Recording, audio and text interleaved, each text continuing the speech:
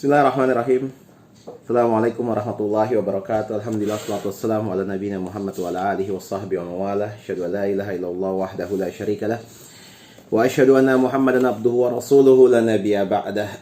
Alhamdulillah teman-teman dari SMA Future Gate, khususnya siswa kelas 10, baik jurusan IPA maupun jurusan IPS, dimanapun antum berada, mudah-mudahan kegiatan pembelajaran online yang akan dilaksanakan kita pada pertemuan pertama kali ini dapat menghasilkan manfaat dan dapat menghasilkan semangat untuk senantiasa belajar dan tidak lupa untuk membuka-buka kembali bukunya.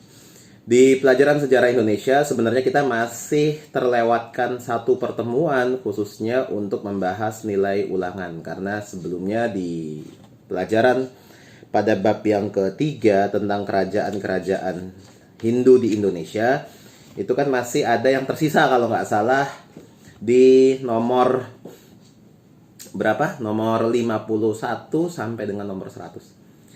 Namun karena kita akan melakukan pembelajaran online sebagai konsekuensi dampak download apa lockdown, ya pokoknya itulah, sehingga segala sesuatu dikerjakan dari rumah, dan sebisa mungkin selama 2 pekan ini kita akan mengoptimalkan waktu-waktu yang tersedia untuk melakukan pembelajaran melalui online. Nah, saya memilih media pembelajaran kita adalah melalui video. Yang pertama, agar hari-hari antum dipenuhi dengan wajah saya, dan antum tidak lupa dengan wajah saya tentunya. Lalu yang berikutnya adalah pembelajaran kita menggunakan buku, masih buku mandiri. Nih, masih buku mandiri di di halaman yang baru nanti kita akan bahas, khususnya di bab keempat. Karena kelas 10 dan kelas 11 sudah terlewat libur kurang lebih hampir 2 pekan selama siswa kelas 12 melakukan ujian sekolah. Nanti terus selanjutnya, kalau memang teman-teman tidak memiliki buku mandiri, di folder pelajaran jarak jauh ini akan difotokan oleh saya dan bisa dilihat di file dokumen. Kan ada file multimedia untuk video dan file dokumen untuk arsip. Nanti akan saya fotokan di pelajaran yang baru kita hari ini. Oke, tanpa berlama-lama kita masuk pada bab yang baru dari pelajaran sejarah Indonesia tentang perkembangan agama dan kebudayaan Islam di Indonesia. Bisa dilihat bukunya mandiri bab yang keempat halaman ke-79. Nah, masuknya Islam ke Indonesia adalah konsekuensi dari banyaknya orang-orang Hindu dan Buddha yang sudah melakukan interaksi dengan orang-orang Islam sebelumnya. Lalu yang nomor 2, disebabkan karena adanya kerajaan-kerajaan Hindu yang tidak lagi dapat melangsungkan roda pemerintahannya. Hal ini disebabkan karena munculnya bencana alam atau adanya kerajaan-kerajaan Islam yang lebih kuat mengapit wilayah Indonesia. Contohnya adalah di wilayah Malaka. Dan sudah mulai adanya hal-hal yang bersifat eksternal, khususnya dari kesultanan-kesultanan Islam itu sendiri yang mulai bangkit di wilayah Jazirah Arab maupun di wilayah Timur Tengah. Pada bagian yang A, kita akan membahas tentang teori masuk dan berkembangnya agama serta kebudayaan Islam di Indonesia. Ada beberapa teori, sama halnya dengan kerajaan-kerajaan Hindu dan Buddha. Islam juga memiliki beberapa teori-teori masuknya dan berkembangnya agama dan kebudayaan Islam di Indonesia. Yang pertama, bisa dilihat di bukunya halaman ke-79. Yang pertama itu adalah teori Gujarat. Teori ini adalah teori yang paling generik. Teori ini adalah teori yang senantiasa diingat oleh banyak pihak dan banyak orang. Teori ini merupakan teori unggulan biasanya, sehingga banyak yang menganggap bahwasanya Islam masuk ke Indonesia dibawa oleh para pedagang, dan para pedagang tersebut berasal dari Gujarat. Teori ini dikemukakan oleh Snokhugroene. Snokhugroene ini adalah salah seorang orang Belanda. Dia adalah orientalis. Dia pernah menulis bukunya tentang Perang Aceh. Ada juga buku-buku yang lainnya, kalau nggak salah risalah-risalah Snokugronye itu pernah sempat dicetak, ada 3 atau 4 jilid bukunya. Selain itu juga Snokugronye ini pernah menyusup, ya, pernah menyusup untuk memecah belah barisan orang-orang Islam yang berada di Sumatera. Jadi dia ini memang orang orientalis. Orang orientalis itu adalah orang-orang barat yang mempelajari budaya-budaya timur dan termasuk adalah budaya-budaya Islam itu sendiri. Lalu dikemukakan juga oleh Bernard H.M. Fleck. Bernard H.M. Fleck itu punya buku yang sangat terkenal. Nama bukunya adalah Nusantara. Saya ada bukunya, cuma sebelah mana? Lupa. Ada bukunya, ada di sini. Ini adalah bukunya Bernard H.M. Fleck. Nusantara bukunya. Ini adalah buku Babon, buku yang telah cukup lama terbit. Buku yang pernah ada dan sudah mulai ada sekitar tahun 1961.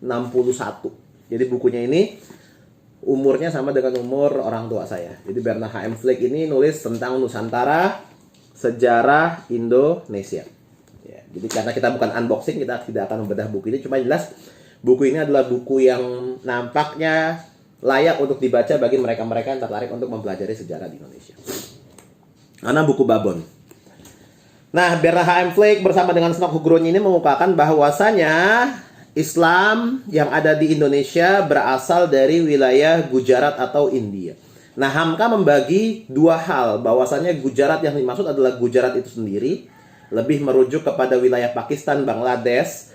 Lalu yang nomor 2, Gujarat yang dimaksud lagi menurut Hamka adalah Gujarat India. Jadi India dan Gujarat.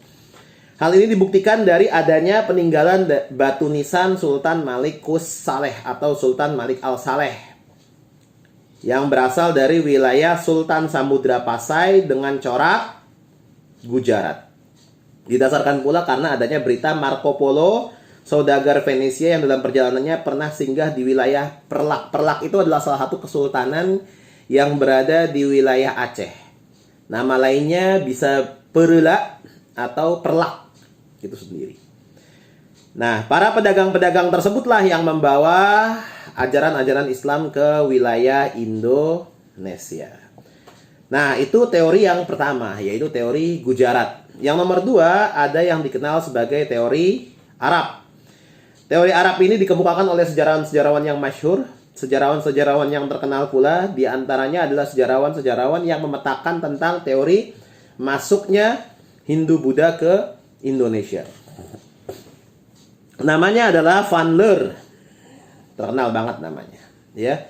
Menurut Van Leur, Arnold dan Grunwald, di sini disebutkan Islam masuk ke Indonesia pada abad ke-7 Masehi yang dikenal melalui para pedagang-pedagang Arab. Itulah mengapa teori ini disebut sebagai teori Arab. 7 Masehi. Ini ada perbedaan pendapat juga. Hamka dalam sejarah umat Islam mengatakan bahwasanya Islam masuk ke Indonesia sekitar abad ke-5 atau abad ke-6 Masehi. Cuma ini disebutkan bahwasanya Islam masuk ke Indonesia pada abad ke-7 Masehi.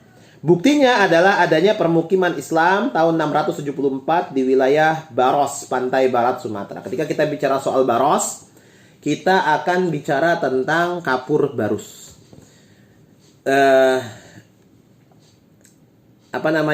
Kapur barus ini merupakan salah satu komoditas yang sudah cukup terkenal saat itu di wilayah Jazirah. Fungsinya adalah untuk menjadi pewangi atau untuk mengawetkan mayat dan juga mengawetkan hal-hal yang lain karena baunya yang cukup menyengat. Dan dinamakan kapur barus karena berasal dari Baros. Para sejarawan menganggap bahwasanya Baros yang dimaksud sampai hari ini masih ada, khususnya di wilayah Sumatera Utara dengan nama Sibolga. Di wilayah pantai barat Sumatera. Nah, ini dikatakan bahwasanya Islam dibawa oleh para pedagang-pedagang Arab. Teori yang berikutnya, yang pertama tadi teori Gujarat, yang nomor 2 itu adalah teori Arab. Teori yang berikutnya atau teori yang nomor 3, teori teori Arab ini adalah teori yang mematahkan argumentasi tentang teori Gujarat. Ya. Karena ada beberapa hal yang menjadi faktor-faktor mengapa teori Arab itu diterima dan masih dianggap bahwasanya Arab merupakan teori yang paling kuat di antara beberapa teori yang lain.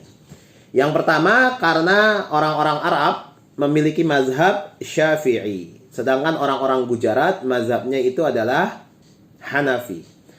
Dan hari ini kita temukan bahwasanya Islam di Indonesia hampir sebagian besar mayoritas di wilayah Asia Tenggara, khususnya di wilayah Indonesia, mereka mazhabnya adalah Syafi'i, sama dengan mazhabnya orang-orang Arab secara umum. Arab yang dimaksud diantaranya adalah Mesir itu sendiri. Lalu yang nomor 2 adalah nama gelar-gelar yang dimiliki oleh para raja-raja, para sultan-sultan. Di antaranya adalah Samudra Pasai, namanya adalah Al-Malik. Di antaranya Sultan Malikus Saleh, ya, Sultan Malik Iskandar Muda, dan sultan-sultan yang lain, di mana nama Malik adalah nama yang berasal dari nama Arab, bukan nama Gujarat.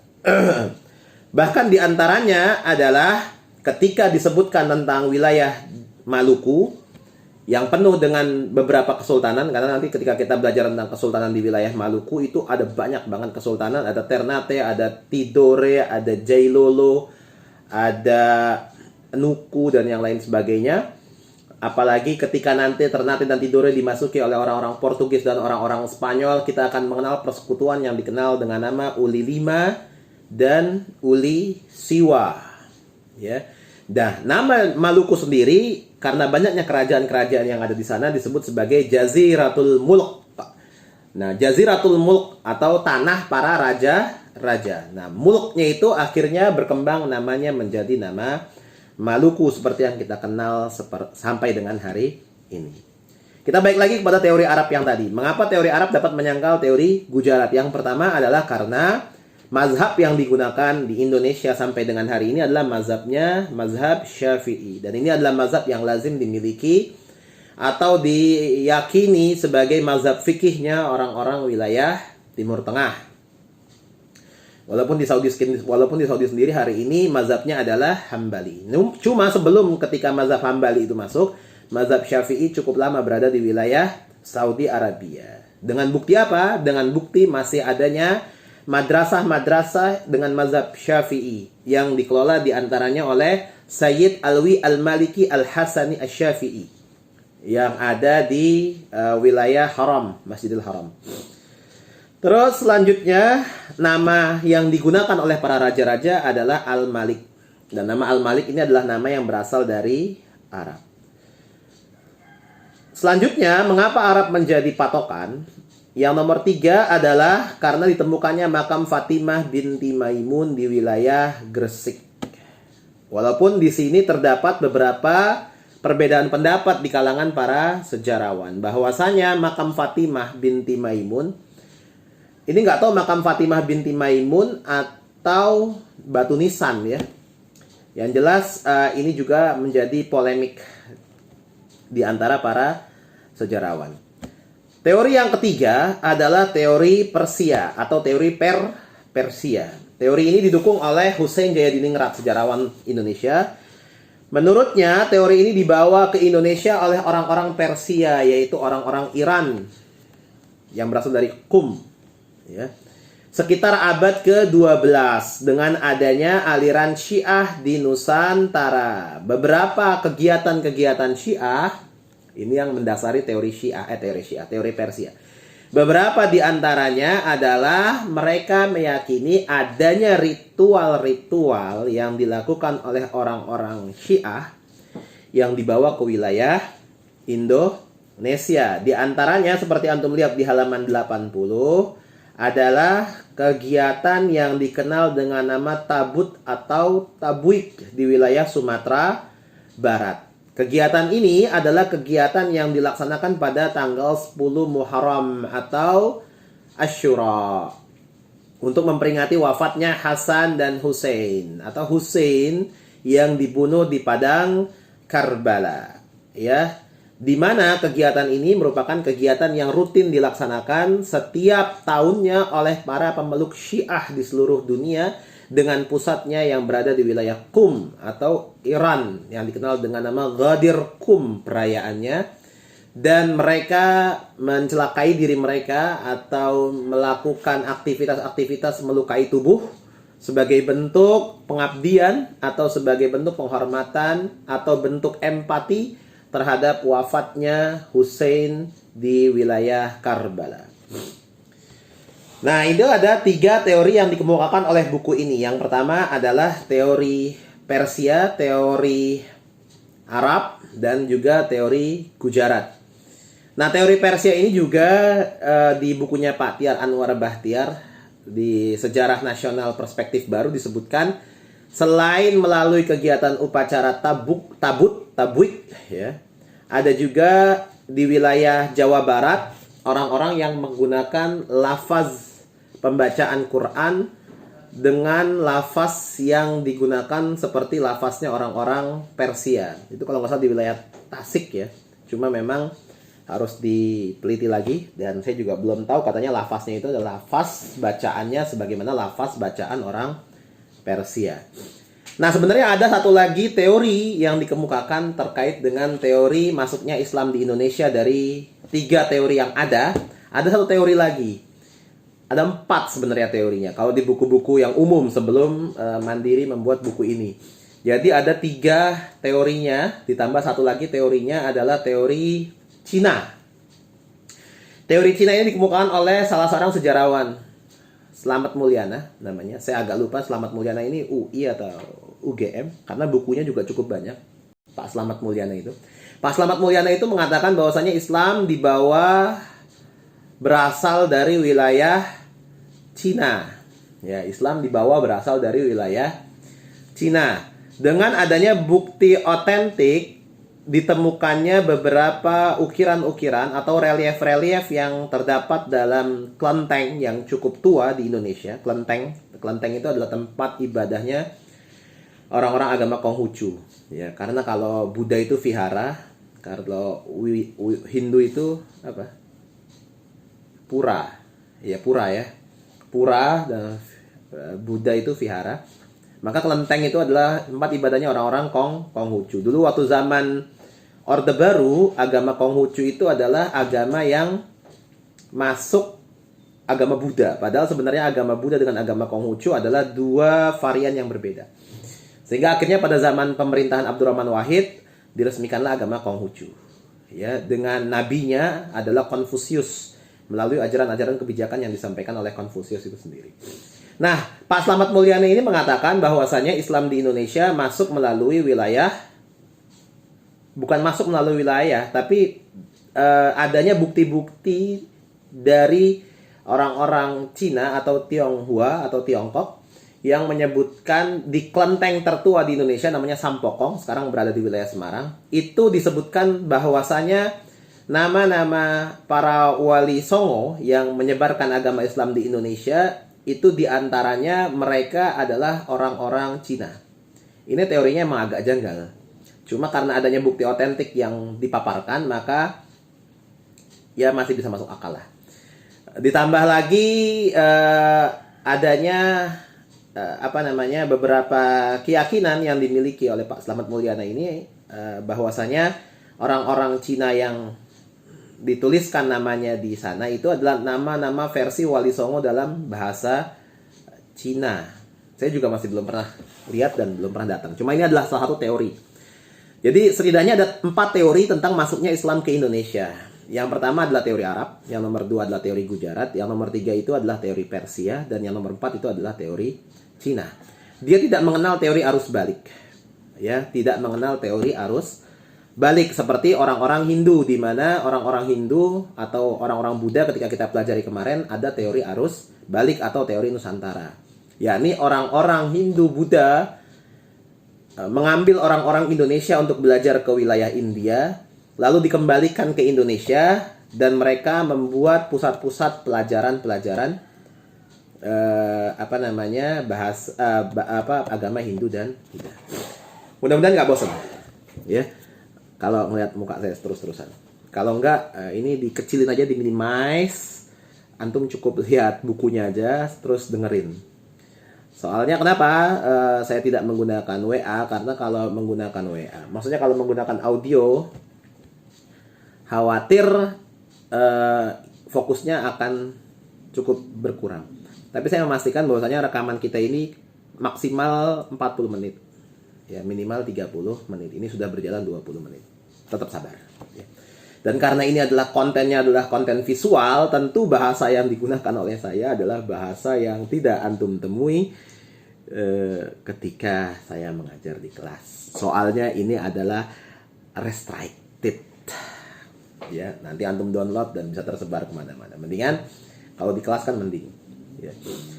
Nah, itu adalah beberapa teori. Nah, Hamka mengatakan bahwasanya teori yang paling kuat di antara 4 teori ini, termasuk di antaranya Syekh Muhammad Naqib Al-Attas.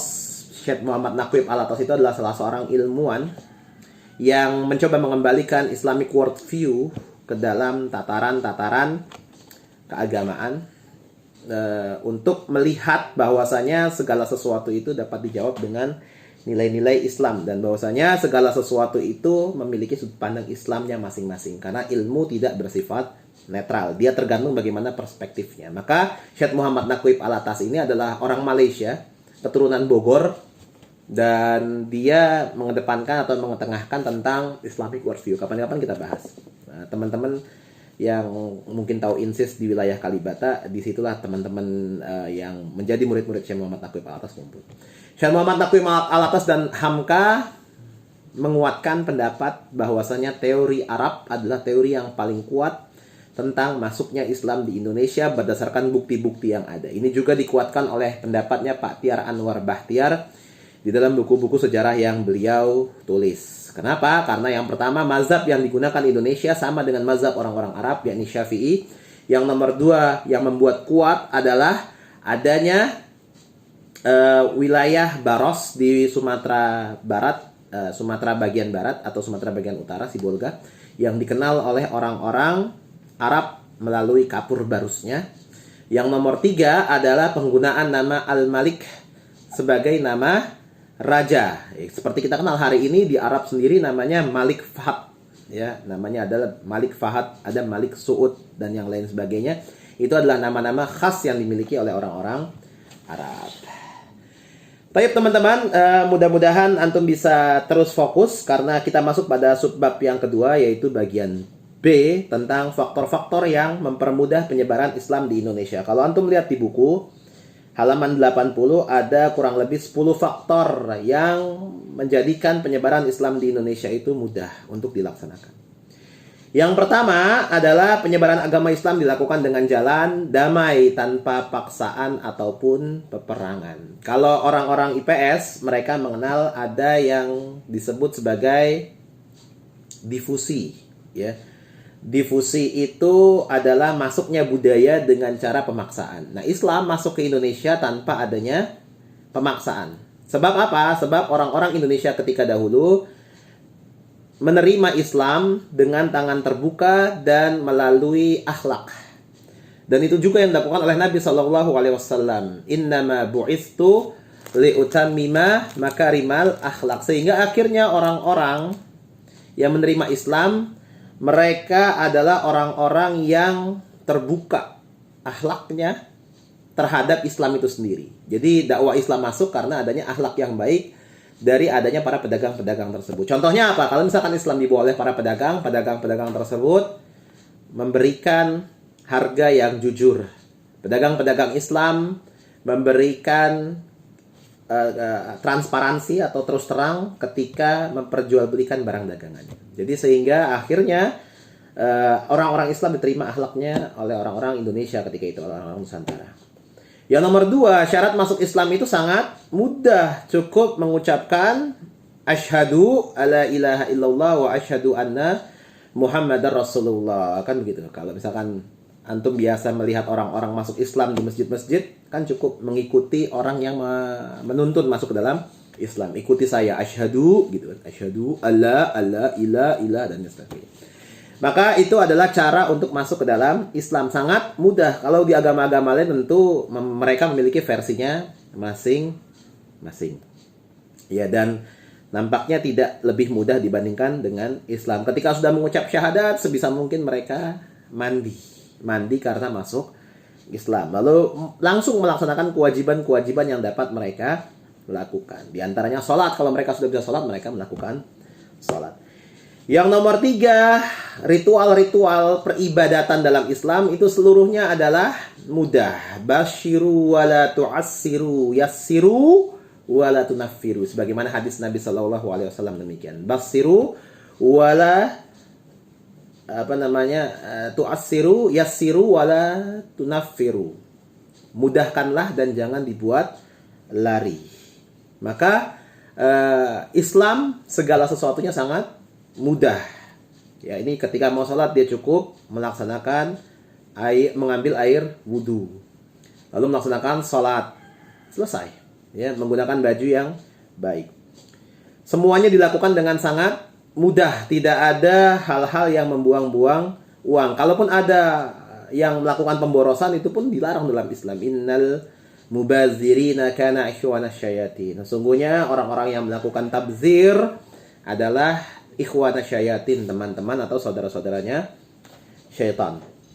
Jadi yang digunakan dalam Islam peribadatannya sangat sederhana. Ketika orang akan meninggal contohnya, dalam Islam cukup dimandikan, disolatkan, dikafani, lalu dimasukkan ke dalam liang kubur. Setelah itu pelaksanaan selesai. Cuma kalau dalam Hindu contohnya, mereka mesti melaksanakan ibadah yang dikenal dengan nama ritual ngaben, membakar mayat. Untuk melakukan ritual ngaben sendiri tidak sedikit biaya yang harus dikeluarkan. Bahkan diantaranya banyak orang-orang yang menabung untuk terselenggaranya prosesi ritual ngaben itu sendiri.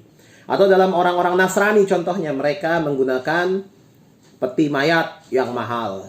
Lalu selanjutnya jas yang rapi dan yang lain sebagainya. Tapi itu adalah ritual-ritual yang dilaksanakan di agama mereka masing-masing. Dalam Islam segala sesuatunya dilaksanakan dengan mudah, sederhana, dan memang low cost. Tidak ada biaya yang cukup mahal. Kalaupun ada, itu dilakukan oleh oknum, ya, atau individunya masing-masing. Nomor 4 adalah adanya unsur-unsur yang sama antara Islam dan ajaran sebelumnya. Nah, ini menarik bahwasanya dikatakan Islam masuk ke Indonesia tidak terlepas dari kegigihan dan semangat yang dilakukan oleh para wali songo dalam mendakwahkan Islam. Nah, di antara yang melakukan dakwahnya, saya masih belum ketemu sumber yang lebih kuat, karena saya masih mempertimbangkan satu sumber dengan sumber yang lain. Sumber umum yang berkembang adalah orang-orang Hindu itu sangat menyukai wayang, ya. Dan pertunjukan-pertunjukan wayang itu digunakan oleh para wali, di antaranya adalah Sunan Kalijaga yang menciptakan lagu Lir Ilir dan yang lain sebagainya itu. Nah, akhirnya dilaksanakanlah pagelaran wayang dengan konten menggunakan cerita-cerita Islam, ya, cerita-cerita Islam yang dapat membuat orang-orang Hindu itu masuk dalam agama Islam. Nah, di antara yang lainnya adalah penggunaan kata sembahyang. Jadi penggunaan kata sembahyang itu tadinya digunakan oleh orang-orang Hindu untuk menyembah Tuhan mereka yang dikenal dengan nama Sang Hyang Widi, sembahyang, sembahyang. Oleh karena itu mulai sekarang bagi teman-teman yang ini zaman dulu menggunakan kata sembahyang mungkin tidak masalah karena karena ini adalah bagian dari strategi dakwah. Tapi kalau udah hari ini masih ada orang yang menyebut sembahyang, hendaklah hal tersebut ditiadakan karena perkataan sholat tentu lebih baik dan lebih dikenal oleh banyak orang. Karena menggunakan nama sembahyang itu adalah artinya menyembah Sang Hyang Widi. Sedangkan saat ini kita sudah menyembah Allah Subhanahu wa Ta'ala. Nah, yang menarik adalah nomor 5, tidak ada hierarki sosial atau tidak ada tingkatan sosial, stratifikasi sosial dalam Islam. Karena Allah Subhanahu wa Ta'ala sendiri mengatakan inna akramakum indallahi atqakum. Sesungguhnya orang yang paling mulia di sisi Allah adalah orang-orang yang bertakwa kepada Allah Subhanahu wa Ta'ala. Adapun hadis Nabi Shallallahu alaihi wasallam juga disebutkan di situ, innallaha la yanzuru ala suwarikum wa a'malikum walakinnallaha yanzuru ala qulubikum wa a'malikum. Ya. Sesungguhnya Allah Subhanahu wa taala tidak melihat dari paras dan rupa kalian serta harta yang dimiliki oleh kalian, akan tetapi walakinnallaha yanzuru ala a'malikum wa qulubikum. Allah melihat dari amal-amal kita dan hati-hati kita. Maksudnya niat-niat yang kita lakukan untuk membarengi amal-amal tersebut. Jadi tidak adanya pelapisan sosial itu membuat orang-orang Hindu semakin menerima Islam. Karena sebelumnya mereka melihat orang-orang Sudra tidak akan pernah bisa menjadi orang-orang Brahma. Sehingga orang-orang Sudra di mata orang-orang Hindu secara kebanyakan adalah orang-orang yang rendahan atau orang-orang yang hina. Orang-orang yang Satria dan orang-orang yang Waisya juga sudah memiliki hierarkinya masing-masing. Sedangkan dalam Islam hal tersebut tidak berlaku. Ya.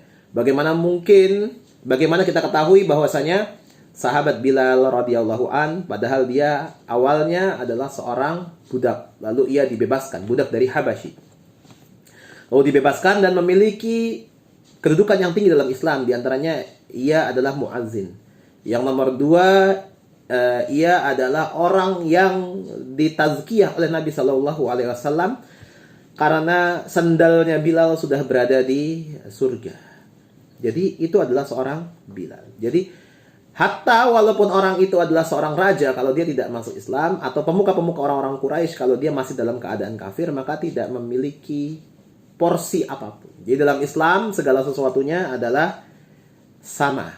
Ya, nah inilah yang membuat orang-orang Hindu dan Buddha, Hindu khususnya, tertarik untuk masuk ke dalam Islam. Yang berikutnya adalah nomor 6. Penganutnya mempunyai kewajiban untuk melakukan dakwah. Kita ketahui bahwasanya siapapun memiliki kewajiban untuk dakwah. Tapi kalau orang-orang Hindu, hanya orang-orang Brahma saja yang boleh menyampaikan agama. Kita, antum, ketika sudah memiliki ilmu, berhak untuk menyampaikan dakwah yang antum ketahui. Balighu anni walau ayah. Sampaikanlah dariku walaupun satu ayat. Ketika antum mengetahui hadis tabassamuka li akhika shadaqah. Tabassamuka li wajhi akhika shadaqah. Senyummu di wajah di hadapan temanmu itu adalah sedekah, maka itu adalah salah satu bentuk dakwah. Ketika antum senyum, maka itu adalah dakwah. Lalu afsyus salam wa at'imut ta'am wa sallu fil laili wa nasun niyam. Tebarkanlah salam, lalu berikanlah makan kepada orang-orang yang tidak mampu, wa sallu fil laili wa nasun niyam, dan lakukanlah salat sebagaimana manusia ketika sedang tidur, artinya salat tahajud. Antum melakukan itu juga merupakan bagian dari dakwah. Birrul walidain itu termasuk juga bagian dari dakwah. Siapapun berhak untuk melaksanakan dakwah dalam Islam. Tugas dan tanggung jawab untuk berdakwah selama dalam batasan-batasan yang ia telah ketahui ilmunya. Yang nomor 7, di sini disebutkan Islam memiliki konsep pemerataan ekonomi melalui sistem zakat. Ya, dalam Islam adanya sistem zakat. Orang-orang yang kaya membantu orang-orang yang miskin melalui zakat. Di antaranya ada zakat mal dan juga zakat fitrah sebagai zakat wajib yang kita keluarkan setiap tahunnya. Nomor 8, disebutkan juga bahwasanya metode dakwahnya inklusif melalui seni pernikahan dan kerjasama dengan penguasa. Ini adalah pendekatan-pendekatan yang dilakukan oleh Islam ketika awal-awal dahulu. Ada yang melalui seni, tadi saya sampaikan bahwasanya Sunan Kalijaga menyebarkan Islam melalui lagu, gending-gending namanya. Lalu melalui wayang, ada juga yang melalui pernikahan. Tidak sedikit para wali-wali yang menyebarkan agama Islam tersebut menikahi para raja-raja ketika itu. Dan yang berikutnya adalah kerjasama dengan penguasa. Contohnya adalah ketika salah seorang anak raja atau anak pangeran dari kerajaan Kutai Kartanegara yang meminta bantuan kepada kerajaan Islam untuk mengambil alih kepemimpinan wilayah Kutai. Pernah kita bahas itu. Di wilayah Kutai Kartanegara yang sebelumnya Hindu akhirnya masuk ke dalam Islam. Karena itulah mahar yang dikemukakan oleh para wali untuk membantu si laki-laki tersebut dalam meraih kembali kekuasaannya di wilayah Kutai. Sehingga akhirnya Kutai menjadi Islam sebagaimana kita kenal dengan nama Kutai Kartanegara. Itulah adalah contoh kerjasama dengan penguasa. Lalu yang berikutnya, adanya kemunduran yang terjadi pada masa Hindu dan Buddha. Kalau kita lihat bahwasanya Majapahit merupakan kerajaan yang bisa dikatakan sebagai kerajaan terakhir. Nah, ketika kerajaan Majapahit sudah sampai pada ambang akhir kekuasaannya, di wilayah Majapahit sendiri sudah ada orang-orang Islam yang diterima oleh kerajaan Majapahit untuk hidup di wilayah kerajaan Majapahit itu sendiri. Dan yang terakhir adalah nomor ke-10 faktor yang mempermudah penyebaran Islam di Indonesia, adanya kedatangan bangsa Eropa yang ingin menjajah, menimbulkan semangat untuk bersatu. Nah, semakin kesini Islam semakin dikenal, semakin kesini Islam semakin jaya dengan banyaknya kesultanan-kesultanan Islam. Maka tidak sedikit karena Islam di Indonesia juga mengikuti kejayaan Islam yang berada di wilayah Timur Tengah.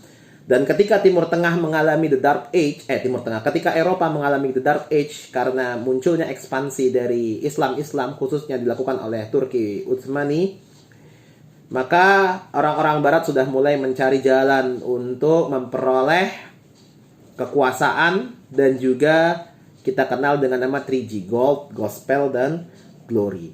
Nah, ketika mereka masuk ke Indonesia, mereka melihat sudah banyaknya kesultanan-kesultanan Islam yang didirikan di Indonesia. Nah, kesultanan-kesultanan Islam itu yang mungkin tadinya memiliki konflik masing-masing akhirnya saling bersatu untuk memerangi kedatangan kolonialisme dan imperialisme yang mulai datang dan singgah di wilayah Indonesia.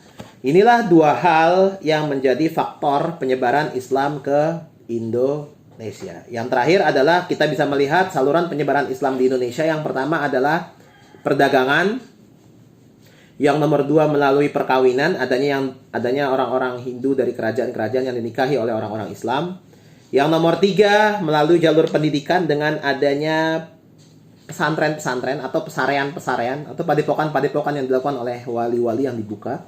Dan kalau di sini kita buka ada bagian tasawuf dan kesenian. Namun penyebaran Islam yang paling efektif di antaranya adalah dua hal. Yang pertama itu adalah melalui perdagangan dan yang nomor 2 itu adalah perkawinan. Dengan perkawinan dan perdagangan kita bisa melihat akhlak dan budi pekerti yang dimiliki oleh orang-orang Islam ketika mereka datang ke Indonesia. Tokoh-tokohnya pun di sini disebutkan ada beberapa di antaranya para wali Songo. Di antaranya Maulana Malik Ibrahim yang dikenal dengan nama Sunan Gresik. Lalu ada Sunan Ampel, Sunan Bonang, Sunan Derajat, Sunan Giri, Sunan Kudus, Sunan Kalijaga, Sunan Muria, Sunan Gunung Jati, serta beberapa tokoh penyebar agama lain di wilayah Sulawesi Selatan, di wilayah Sumatera, di wilayah Kalimantan, dan konon katanya penyebaran agama Islam di luar wilayah Jawa tidak sedikit terpengaruh juga oleh pengaruh dakwah para wali-wali yang berada di wilayah Jawa. Demikian pembahasan kita kali ini di pertemuan yang pertama. Nah, mudah-mudahan kita ada waktu untuk dapat melanjutkan kembali pertemuan kita. Kita tutup dengan doa kafaratul majelis. Subhanakallahumma bihamdika asyhadu an la ilaha illa anta astaghfiruka wa atubu ilaik.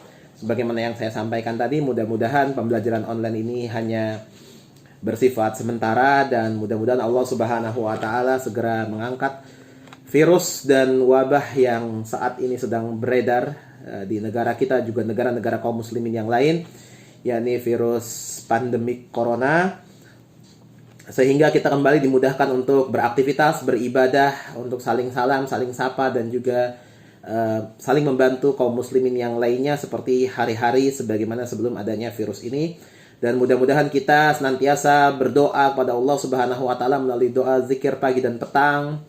Bismillahirrahmanirrahim dan sebagainya. Allahumma inni as'alukal afwa wal afiyah dan sebagainya. Allahumma afini fi badani dan yang lain sebagainya. Atau doa-doa khusus di antaranya Allahumma inni a'udzubika minal barashi wal jununi wal juzami wa syai'il asqami dan yang lain sebagainya. Jadi jangan lupa antum berdoa karena virus ini adalah virus yang tidak bisa dianggap remeh juga. Virus ini adalah virus yang terbukti membawa korban banyak. Cuma virus ini adalah virus yang dapat disembuhkan dan dapat dilawan dengan optimisme kita, pola hidup sehat kita, dan positive thinking yang dapat kita lakukan sehari-hari. Demikian, mudah-mudahan ada faedahnya dan ada manfaatnya. Nanti setelah ini ada latihan yang bisa antum cek di bagian di folder penilaian atau folder latihan, nanti bisa dicek melalui Google Form wajib diisi. Assalamualaikum warahmatullahi wabarakatuh.